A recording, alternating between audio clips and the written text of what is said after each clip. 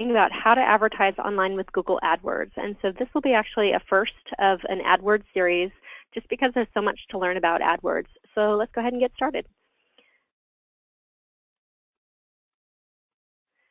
Okay, so this is the agenda. So we're going to talk about what is Google AdWords and how it actually works. So it's an ad auction, and we'll talk about how it functions and what you can expect, and how you can get what we call the famous quality score of making sure that you spend as little as you can for the best ad positions that you want. And then we'll talk about the 6 steps to take before you want to actually turn on your AdWords campaign. And so let's go ahead and get started. Okay, so what is Google AdWords?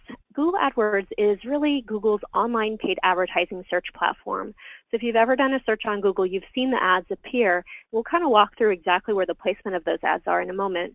But really what it is, it's a place where you, the advertiser, gets to bid on certain keywords in order for those ads to be able to appear when people search. So when they type in a keyword phrase, those, of course, ads is what's going to appear for you. One of the great things about AdWords is that you can really place an ad based on many different criteria, and these are just some of those criteria. So you can do it by Google search keyword, you can do it by how much you want to spend, the location of where you want to do your, where people are searching, as well as the type of device. So if you want to do desktop or mobile. And there's, like I said, lots more criteria that we can talk about, but it really gives you a lot of different flexibility. Okay, so this is a Google search page. It's often called a SERP, S-E-E-R-P page. And so on the left, we'll kind of walk through what it looks like. So of course, here at the very top, you can see that's where you type in your search term. And search terms can be called a couple different things. They can be called search terms, they can be called keywords. So just know that search term and keywords are really interchangeable, but that's really what the user's doing to get the results. So in this very top section here on the left, you can see in big bold PPC ads. Those are pay-per-click ads, which is what we're going to be focusing on today. And that's the Google AdWords platform that displays those PPC ads. So on the kind of the middle part of that search page, you can see there's also a section where the local ads and the free local listings are. And so some people call that the map section or the Google business section, but that's usually always in the middle. And then you have down below the local section, you have organic search traffic. And so of course those are listings that are free based on kind of the quality of the website and the relevance. You can also see PPC ads at the bottom of the page, and you can also see them on the far right-hand corner. It's not displayed here in this picture, but it really just depends upon the search term that you're using, as well as in some cases as the geography of where you're actually searching. So if you look on the right-hand page of this, this is just kind of a really kind of a deeper dive so you can see it more clearly of the actual ads. So the one thing that Google does make pretty clear is when it's an ad and when it's not, because they realize that on their search pages they have organic listings. And as you can see down below on here, there was no little ad listed. Anytime you have pay-per-click ads, you'll see this little ad box. And that is absolutely a pay-per-click ad, and anytime you click on that ad, it's going to charge the advertiser. So a lot of questions we often get are, well, you know, is Google going to charge me if my competitor clicks on my ad 50 times? You know, is that going to charge me 50 times? And the answer is no, it won't. Google's really, really smart, obviously has the most PhDs, I think, in the world working for them. And that is something that is actually not allowed. Their logic will actually block that from happening. So you can feel pretty darn confident that in this day and age that if someone clicks on your ad, you're really going to be paying for a quality ad click. You may have a competitor click on it once, but beyond that one click, it's really not going to probably charge you again. And so let's kind of talk about really quickly kind of the ads. So you can see at the very top in the kind of that bluish purple is the title, and then below that is the URL. And then you have what we call 2 headlines. They call them headline 1 and headline 2. And they sometimes are split up and sometimes they're on the same page. And then below that, I should say not on the same page, the same line. So below that is what we call the description. And the cool thing with AdWords is that the more sophisticated you get in being able to know how to use the AdWords platform, the more quick kind of cool tricks that you can do. So you can see in this example here, towards the 3rd and 4th ad, there's things called what we call site links. And so this is something that you can absolutely use as you get more experienced. We won't be talking about it in this particular webinar, but we will in future webinars.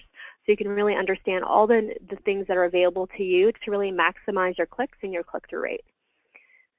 Okay, so that's kind of the high level of kind of the page, so you know kind of what exactly we're talking about. So then let's go ahead and go on to the next one and really talk about how does the AdWords auction work. So this can be confusing to a lot of folks because they think that whatever they're going to put as their, what their cost per click is what they're going to be charged. But that's actually not true at all. And it's also not true that the higher the position, the more you're going to pay. That can be true in some cases, but I'll kind of walk you through why that's not always the case. So really, what is the AdWords auction? So what advertisers like you identify a keyword that you want to bid on and how much you want to spend. And we call that a maximum cost per click. And so what happens is you group these keywords with your ads, of course, like what we just saw on the previous page. And then what happens is Google enters these keywords from your account and determines the ones that are the most relevant and then adds them into the auction. And that includes both the maximum bid you've specified, which is the maximum cost per click, and we'll talk more about that in a little bit, along with the ad that you actually created. And so then what happens is it determines how are those ads going to be shown and which ones are going to be shown in which priority. So Google really looks at two factors, and it looks at what we call the maximum cost per click. And so that is just the maximum dollar amount that you, as the advertiser, want to spend anytime someone clicks on your ad. That is completely up to you. You need to determine what that cost per click is based upon your own personal budget.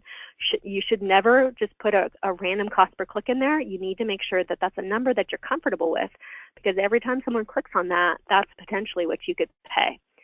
So it's your maximum cost per click, and then it multiplies this times a thing called a quality score. And we'll talk about what that is. And you multiply those two against each other, and that's what gives you, quote, your ad rank, is what Google calls it. So before we kind of move on to what that really is, let's talk about what the quality score is. This is really where, if there's anything you really want to walk away from today, it's understanding that the quality score is super important for you if you want to really maximize what you spend in AdWords and also make it the most, give you the most traffic for the least amount of money. And what quality score is, it's really determined based upon your keyword, the ad that you've written, and the landing page, which is the URL that you put in there that the user is going to click on and go to when they go to your ad. And so that landing page relevance is also very important. And then it combines that with the user experience of that landing page. So is that person going to stay on your page for a moment, or are they going to immediately click the back button? There's a lot of other factors that play into that, like whether it's a mobile-friendly site and you're advertising on a mobile device. But just know that that quality score has a lot of weight when it comes to what your actual ad rank is. And we'll talk about that ad rank here in a second. So next, let's talk about how do you actually know what you're going to pay? So what happens is Google determines what you pay by the following calculation. It's the price that you paid, is the ad rank of the ad that's actually below you, divided by your quality score and plus a penny. And you're thinking, oh my gosh, what am I going to possibly do with that formula? So let me show you why that's important and why you don't need to understand that formula, but you just need to know that this is how it drives your cost.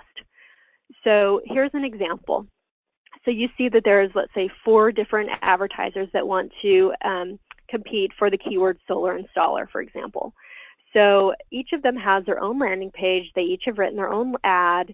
And so what Google's doing behind the scenes, something you'll never see, is that they're determining what the quality score is of essentially of your ad and your landing page, right, what we just talked about. And they're going to assign you a number. It's going to be 1 through 10. And when you actually start doing your campaigns, it will actually tell you what the quality score of your ad is. A good score is from 7 to 10, and that's really what you're wanting to target. The next column here is maximum cost per click, and again, that's the cost that you've determined that you want to pay per click. So some people may want to pay $2. Some people may only want to spend 50 cents. So keep in mind, I just use easy numbers here. These numbers can vary. Don't think that just because I put 2, 8, 5, and 10, that means that that's what you would potentially pay. but that's just a random maximum cost per click that each of these sites chose for themselves. The next one is what Google determines is their ad rank, and then the ad rank, the highest ad rank is actually what gets the #1 position. And the #1 position, to help you kind of understand how that relates back to the search engine page we looked at a few minutes ago, is the #1 position is the very top ad on the page. And of course, as you count those ads going down the page, that's the position. So #1 is the first, right? And the one at the bottom could be 8. It could vary depending on the page. But just know the top position is always #1. And people have a thought that if they're in the #1 position, they're going to get the most traffic. That often happens. But what the big misnomer is that they think that they're going to have to pay the most money for that first position. And as you can see here, that's not necessarily true. And why is that not true? So when you do, in this example, like I said before, 16, you look at the ad rank of the person next below you, and then you divide that by your quality score plus a penny. So you can see that person in that first position actually only paid $1.61 per click. So you would think, oh, wow, that's awesome. The next person, you think, well, maybe they were paying less. They're actually paying more because their quality score is so bad. And so that's why we're going to really focus on quality score, because if you have a bad quality score, you're going to be overpaying every single click. And that's what you want to make sure you're not doing. The next one, you can see $3.34. So you can see the actual cost per click for each of those positions. It completely varies based upon the quality of the website and what we just talked about.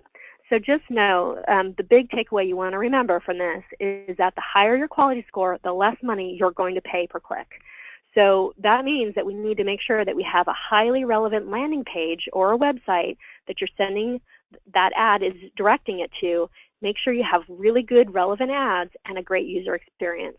And that's going to get you the highest quality score that you can possibly get and ultimately make you be able to get higher positions for less money. Okay, so that was a lot to absorb, but just know quality score is your key takeaway here. So let's talk about how to help your quality score, and we're going to talk a lot more about this, but this is just a quick summary. So the first thing you want to do is make sure your website landing page, so that could be your home page of your website, or it could be a separate page that you created just for your ad. Usually when you get started, it's just going to be your home page. Most solar installers, right, they're not web folks, and so they're not going to know how to do a separate landing page. And so generally my advice is just start with your home page and make sure your home page has a lot of good content and some other like really clear call to action, which we'll be talking about in a moment, but just you would send it to that page. And so that means that you want to make sure that that page, whatever you're sending them to, has a lot of high quality content that's relevant to the search terms that you're advertising for. And you want to make sure that I can't emphasize enough that that information on that page is relevant to your ideal customer that you're advertising for. Because if you get prospects that you send to that page, they click on your ad, they go to your site, they see it, and they say, oh, that's not what I wanted, and they immediately hit the back button, you're going to essentially be penalized for that, because that's showing that you don't have a good user experience, and therefore your quality score is going to be affected.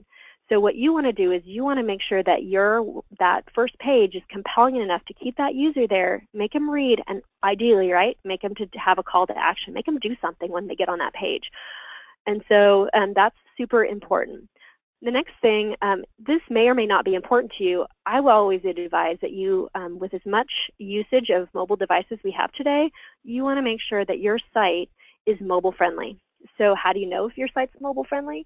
What you want to do is you go out to Google's free tool. It's essentially a mobile friendly site tool. I have the URL listed there. You go out there, you enter your URL, and it will actually pop back and tell you if your site's mobile friendly. If it's not, it will tell you specifically what you need to work on. That's really important. It's a great tool from Google to tell you if your site's really going to have a good user experience for a mobile device. For example, if it isn't, you want to take steps to fix that.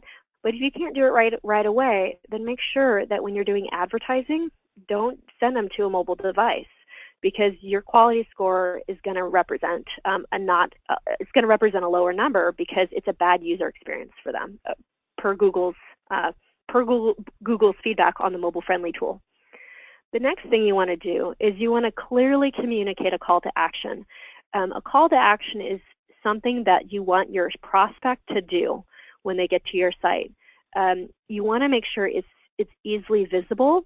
A great test that you can always use is put your website on your computer screen, like on a desktop monitor, and take maybe step back 4 feet. And if you step back, you're going to see what draws your eye. So hopefully, if you've done it right, whatever you want that user to do, if you stand back 4 feet, you're going to see exactly what that is, because it's going to be it could be a call to action button, like it could be get a free quote button. It might be an orange, right? It's going to stand out. And so you want to make sure that whatever you want them to do, whether it's click a button to get a free quote, whether it's call you, if so, you want to make sure your phone number is really, it's obviously dominant, and you make sure that they know that that's what you want them to do.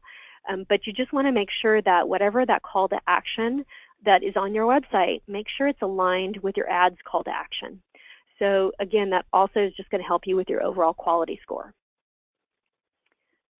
Okay, so the next thing we want to talk about is really kind of expanding upon that and talking about really what are the 6 steps you want to take before you actually turn on your Google AdWords campaign.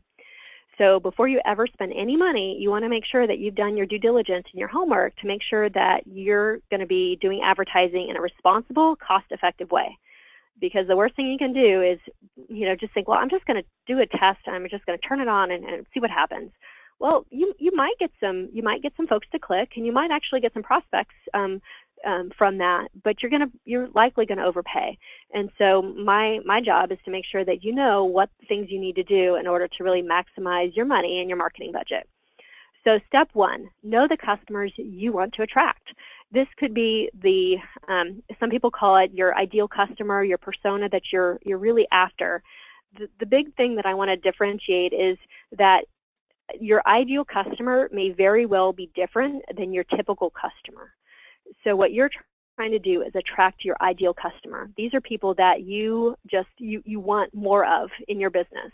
And so focus on those. We know that you're going to get customers that maybe they're not as ideal, and you're going to get those, but focus on your ideal customer when you're really trying to target your website and your landing page. So the best thing you do is make sure you know your ideal customer. Most of you know it like the back of your hand, but let's just kind of talk through some things you need to ask yourself about. So first, what are your customers searching for? So when they go out to Google or to any other search tool, what are they actually searching for? What are the keywords you think they're using to find you or someone like you? What are those terms? What questions do they have for you? So every time a prospect calls you, they're going to ask you a similar set of questions. Make sure you know exactly what those questions are, because you want to make sure you target those questions on your website so you can kind of pre-sell them before they even contact you. What are you going to do? How can you help them? What are you going to do to help them?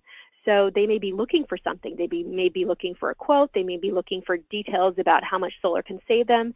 Anything that you can provide them that's free and available on your site, it's only going to help you. And it's also going to, of course, help your quality score.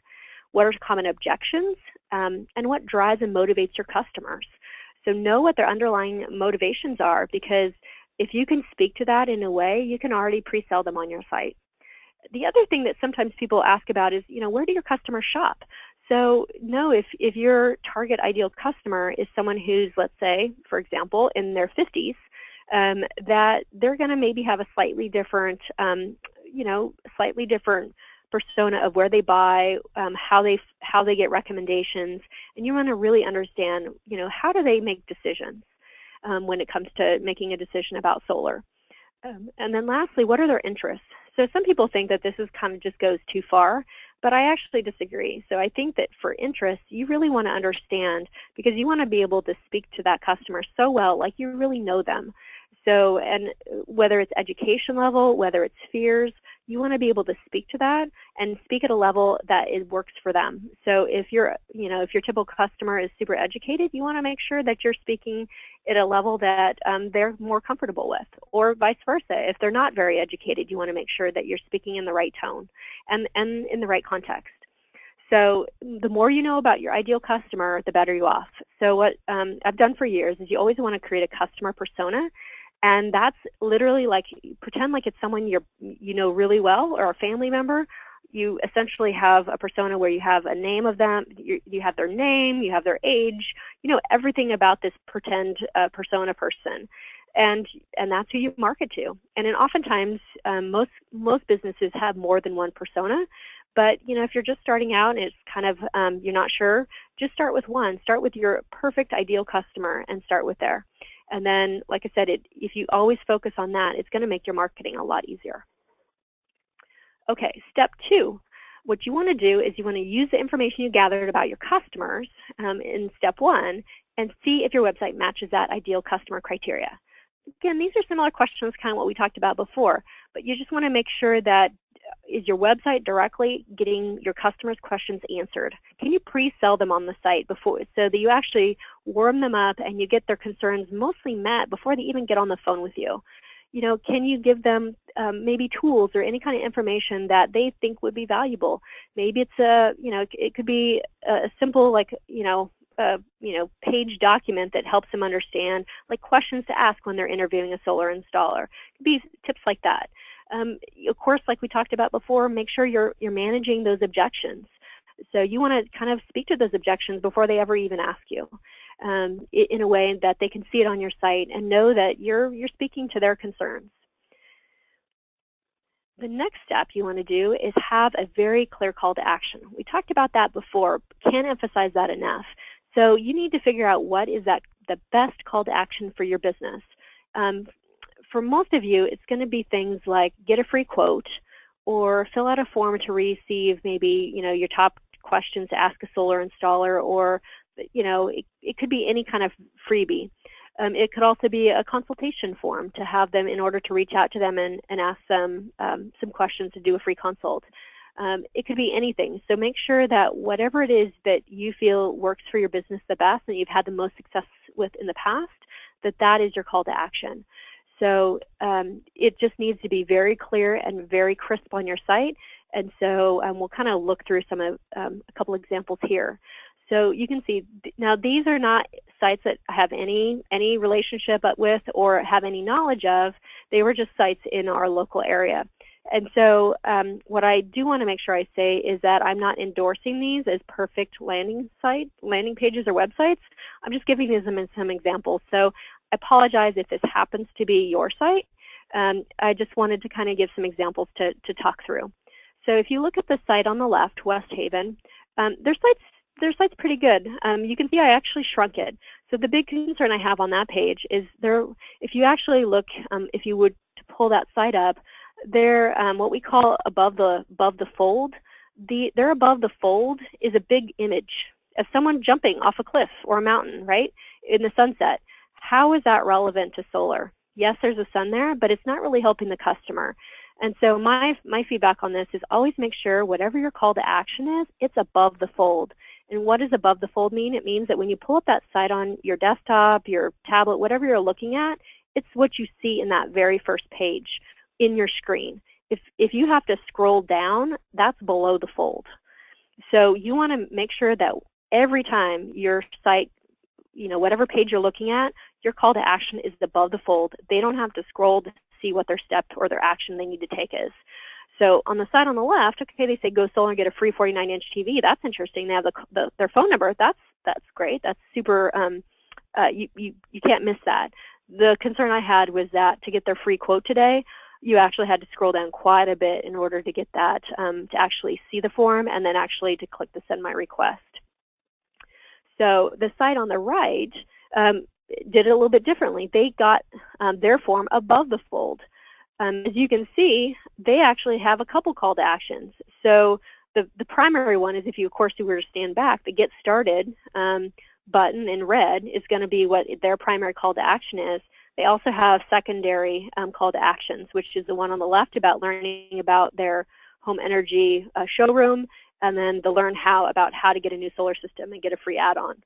So it's actually a little bit better site. It's got a lot of call to actions, but that's okay. It's also got a video on the above the fold.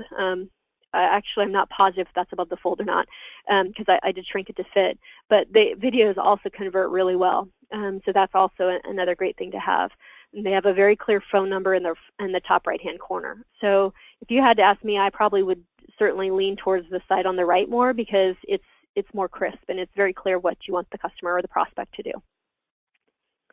Okay, so those are just a couple sites just to kind of keep in mind, and you can kind of do your own assessment of your own site. Just put yourself in the shoes of your customer and see, like, if I went to my own site, would I know what I needed to do if I was a prospect? Okay, step 4. So understand how Google views your site. So again, this is super critical to quality score. So, because ultimately it's Google who determines how relevant your site is. So what does that mean? So one of the free tools that Google has had, it's a little bit harder to access it than previous years. You actually have to have an AdWords account. You actually have to create an AdWords account, create an ad in order to get access to Google's Keyword Planner. But I'm going to walk you through the steps to show you how to do that, and make sure you pause your campaign, because you're going to create one, but you're absolutely not going to enable it. You're going to make sure it's paused. But why you need to do that is this is a very valuable free tool. You can do paid tools, which we'll talk about in a little bit, but this was a free tool and something that you absolutely want to use before you ever start doing ads. So what you'll have to do is first create an AdWords account, and then once you have that AdWords account, then you can actually get to the Keyword Planner tool. So again, it's all about relevance, because what Google's going to do is well, as we'll talk about in a second, you're going to put your site in there, and it's going to tell you what it thinks is relevant in terms of keywords. So how do you create an AdWords account? Now, I want to emphasize, I am not telling you to activate a campaign right now. My advice is do not start a campaign until you've done the proper due diligence and all the pre-work that you need to in order to make sure your campaign's effective. What this is doing is you need to create one so you can actually get to Keyword Planner. So I'm going to kind of walk you through the steps. So of course you can create an AdWords account by either doing a Google search for Google Keyword Planner, and then there's a Start Now in the top right-hand corner, or you can just go to Google Adwords, which is the URL I had provided in the previous slide.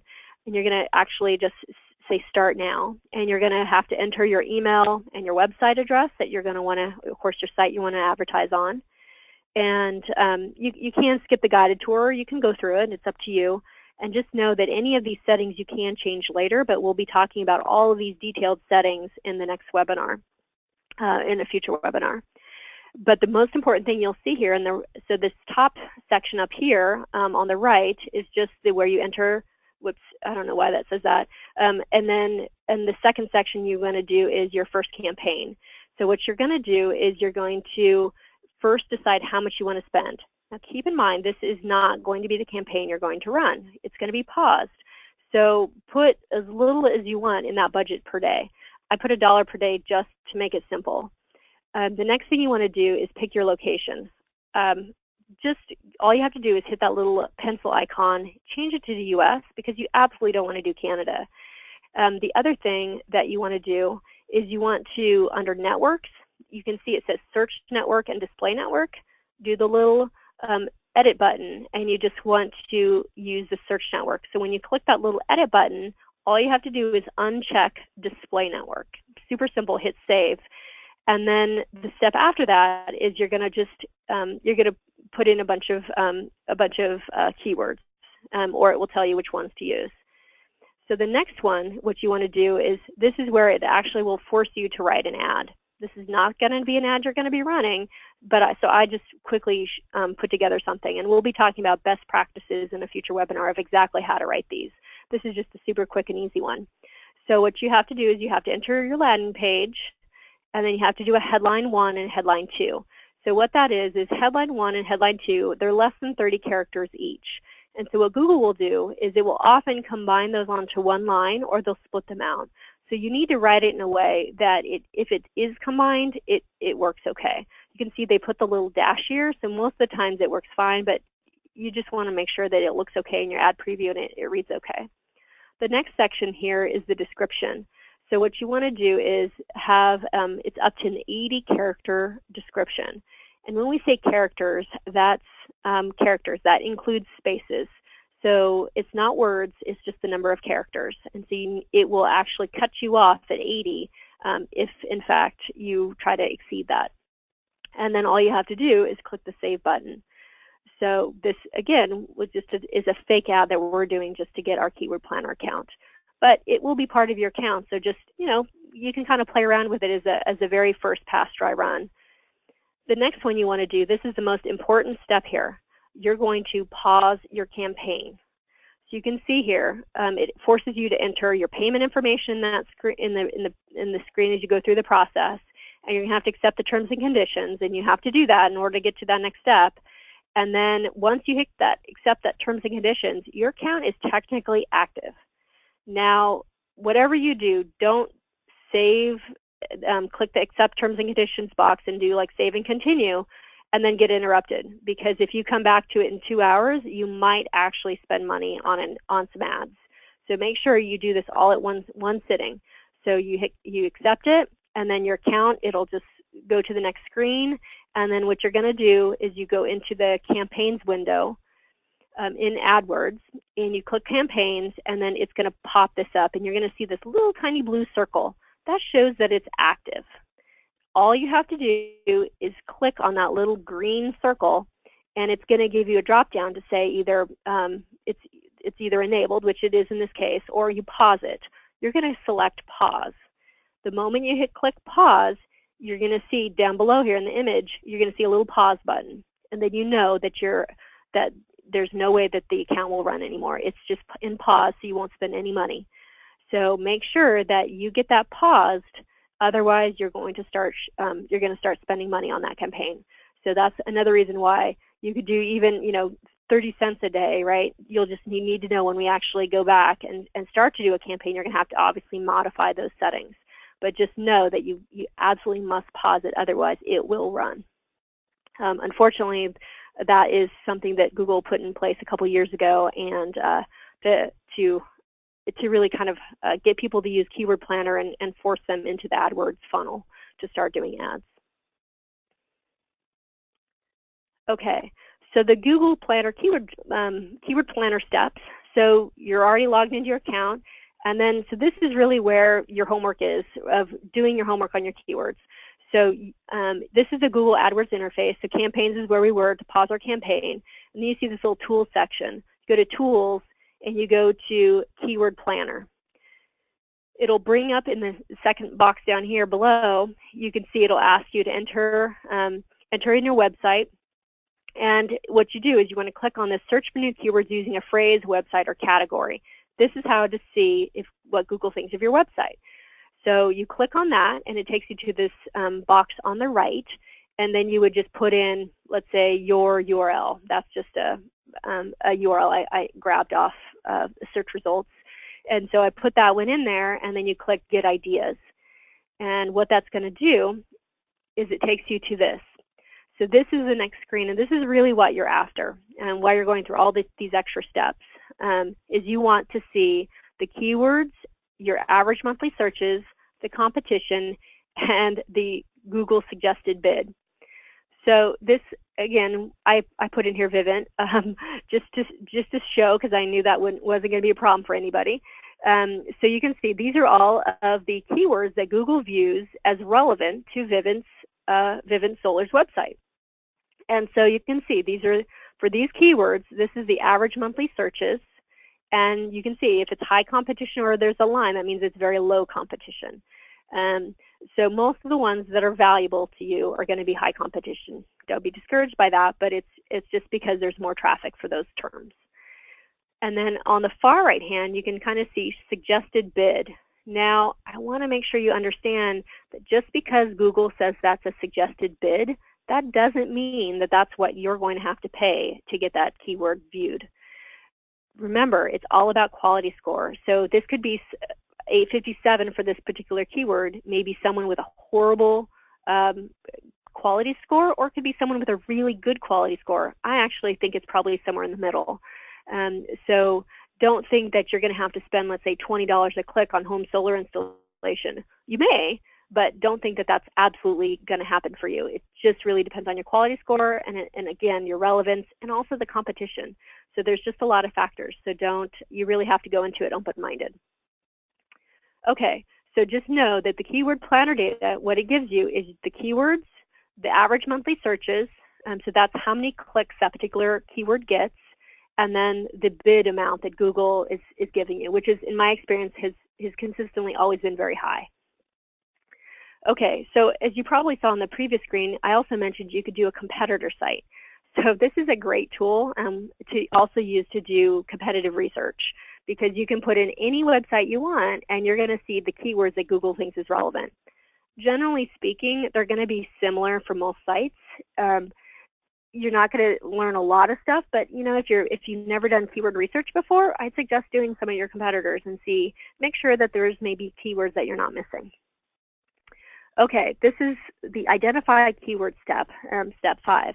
So this is where you really need to understand what are your keywords and make sure that you're focusing on the ones that have the highest traffic and ultimately, right, the best click-through rate. And so you're going to use Keyword Planner to understand and research these best terms, just based on what we just showed you, either by using your site or using your competitors, and then also just doing some more keyword research, which we'll talk about. So you want to be able to understand the possible range in bids. So you really kind of go into it with your eyes open. That will also kind of give you an idea of what you might need to have as a budget. Again, it's really up to you. Don't spend what you're not comfortable spending just because you think that your ads aren't going to show.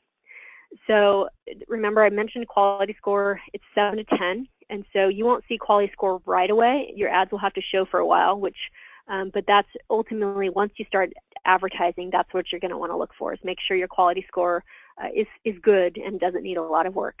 If it does, then you know that you have a lot of room to improve your cost per click. I always suggest creating a spreadsheet of your search terms, because Google actually over the years has actually made that data less available. And you also want to be able to really kind of study those keywords and be able to also group them, which we'll talk about into ad groups. So we'll talk about how to actually download those here in a second. But these are just some other things that you might want to use Keyword Planner for. As you can see, these are the different selections you can choose when you get into Keyword Planner tool. Things like you can get volume data and trends, you can get multiple keyword lists. So once you get keywords, it will actually suggest other keywords for you. So there's a lot of functionality in here that you can leverage. So play around with it. It's completely free, and there's really no harm that you can do to it. Okay, your initial keyword list. So first you want to create your initial list by using the search terms that you know that your customers search by, or that you would search by if you were looking for your business. And then competitor search terms like we talked about, and then search terms that Google thinks is relevant to your site. So what you're going to do is kind of compile all those search terms and then be able to enter them into the keyword tool. And then, like I said, they will recommend some additional keywords too. So in this particular case, what we did was we entered our keywords here in, you get search volume, and it will actually suggest some additional ones as well. Okay, so the next one is building out your keyword list, and I mentioned that you could download this list. So once you build out all these different keywords in Google, you'll see in the keyword tool, there's a little download button right here. And all you have to do is download that into a CSV file, and then you can take that and manipulate the spreadsheet to whatever you want to do. It'll essentially share all of the fields that you see below. So definitely recommend doing that, because you really want to make sure that you're on top of your keywords and you know what keywords you want to advertise for. And there's no right or wrong number of keywords. Some people like to really do a small number of keywords and start there. Some people like to do a lot of them. Generally, when you're starting off, don't feel like you need to go find 50 to 100 keywords. Start small. It'll just be easier for you to manage. But we will talk more about that in future webinars. The next one is just the ideas. So the one thing that you just want to make sure you know is that the Keyword Planner tool, of course, is free, and there are paid tools. I don't suggest that anyone starting off pays for a paid keyword tool, but I wanted to make sure you knew that there are some available out there. I've used SpyFu and SEMrush, but not WordStream.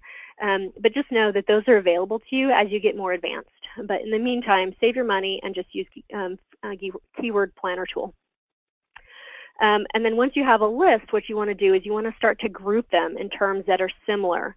So this is why having them in the spreadsheet is really helpful, because what we talked about a while back is that in the relevance, the ads make a big difference. So you want your ads and your keywords to be highly relevant to each other. So we do that by grouping them. And as we get into ad groups later, you'll actually want to group them into multiple ad groups to make sure your ads are super targeted. So you can see here's just a couple examples.